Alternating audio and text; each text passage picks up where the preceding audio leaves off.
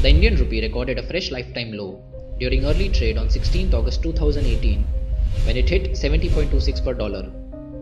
The falling of rupee is nothing that people haven't heard of. It happens all the time, in all the countries, and is not always because of a poorly managed economy. While in India, the currency fluctuation becomes a national sentiment, the real question is, how much does the recent fluctuation of rupee affect our economy? But before we answer that question, let us first understand what causes the currency to fluctuate.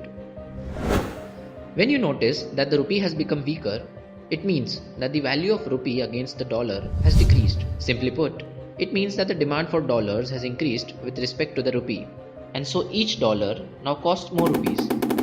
This has both positive and negative effects on our economy. The negative effect is that now India has to pay more for its imports. Something which costs $1 in the international market would now need more rupees to buy, leading to higher cost for imported goods and therefore higher inflation. But this situation can be countered if the country has enough dollar reserves, thus preventing it from buying more dollars to fund this purchase and thereby preventing inflationary pressures. And that is something that India has in full measures. On the other hand, the positive effect is that the Indian exporters become more competitive and sell more in rupee terms. Let me explain how. Take for instance an item X which was priced at Rs 70 by the Indian exporter. At a dollar exchange rate of Rs 67, the X would have cost an overseas buyer $1.045. But now, with the dollar rates at Rs 70, it would cost them only $1. The same product is now more affordable in the overseas market and would therefore sell more. Not just that, the Indian stocks, bonds, in fact all Indian investments will become cheaper and thereby increasing capital flows, which in the medium term will strengthen the rupee. Another thing to note is that the fall of the rupee is not always due to domestic reasons.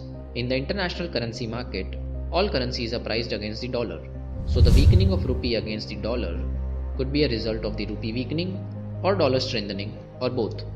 In India's case, the rupee continues to be in great demand, as is evident from the increased flows into India, both into the stock market and manufacturing sector. The fall in the rupee therefore is evident because of the growing strength of the dollar.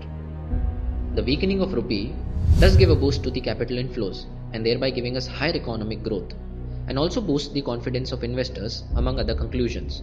Coming back to the reason for the weakening of rupee on 16th August, this recent fall was because of the fall of the Turkish lira, which fell to 7 per dollar. The fall created chaos worldwide. The sudden weakness in Turkey's economy and its impact was felt across countries.